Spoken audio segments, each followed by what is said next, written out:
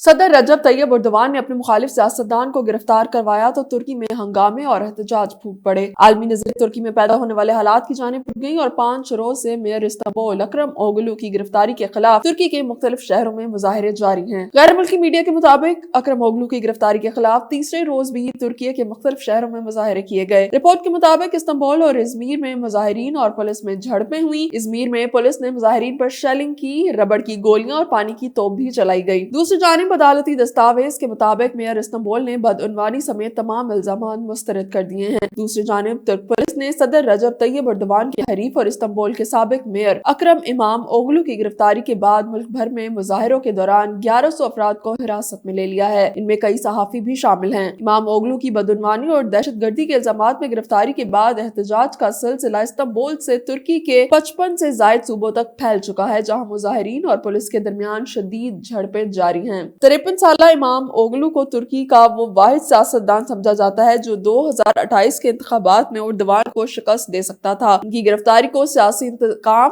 और एर्दोगान के इक़्तिदार को मुस्तहकम करने की कोशिश करार दिया जा रहा है। इमाम ओगलू की जेल में मुंतकिली पर आलमी बरादरी भी सख्त रद्द-ए-अमल दे रही है। जर्मनी, यूनान, फ्रांस और यूरोपीय यूनियन ने इस कार्रवाई की मजम्मत करते हुए तुर्की पर जमहूरी उसूलों को बरकरार रखने का दबाव बढ़ा दिया है। फ्रांसीसी वजारत खारजा ने इस इक़दाम को जमहूरियत पर संगीन हमला करार दिया, जबकि यूरोपीय यूनियन ने कहा कि तुर्की को जमहूरी इक़्तिदार के तहफ़्फ़ुज़ का मुज़ाहरा करना होगा। गुज़श्ता रोज भी इस्तांबुल और अंकारा की जामियात के तलबा ने एहतजाजन क्लासेस का बाइकॉट किया और हुकूमत के खिलाफ नारे लगाए। इसी दौरान 1400 GMT पर बशकताश पोर्ट पर मुजाहरे की तैयारियां जारी हैं, जबकि 1730 GMT पर इस्तांबुल सिटी हॉल के बराबर एक बड़ा एहतजाजी इज्तिमा मुतवक्को है। तुर्किया में जारी बदतरीन सियासी बहरान एर्दोगान हुकूमत के लिए एक बड़ा चैलेंज बन चुका है, जबकि मुजाहरों के बढ़ने से मुल्क में मजीद कशीदगी का खदशा है। वाज़ेह है कि तुर्क सदर रजब तैयब एर्दोगान के मुखालिफ इमाम ओगलू को बुध के रोज हिरासत में लिया गया था। उन पर करप्शन के इल्जामात आयद किए गए थे और वो कुछ रोज में 2028 के इलेक्शन के लिए सदारती उम्मीदवार नामजद होने वाले थे। सनीचर के रोज इमाम ओगलू को इस्तांबुल की एक अदालत में पेश किया गया, जहाँ प्रोसिक्यूशन ने दहशतगर्दी और बदउनवानी के इल्जामात में उनकी बाकायदा गिरफ्तारी की दरखास्त की। इमाम ओगलू खुद पर आयद करदा इल्जामात की तरदीद करते हैं। उधर एक तकरीर में एर्दोगान ने मुजाहिरों की मजम्मत की, मगर इमाम ओगलू की अपोजिशन जमात CHP पर बदअमनी फैलाने और लोगों में तकसीम पैदा करने का इल्जाम लगाया गया। एर्दोगान 2023 में तीसरी बार तुर्की के सदर मुंतखब हुए थे और आइन के मुताबिक वो 2028 के बाद बतौर सदर हुकूमत नहीं कर सकते, मगर उनके नाक़दीन कहते हैं कि वो शायद आइन में तरमीम कर दें ताकि वो एक बार फिर बतौर सदर हुक्मरानी कर सकें।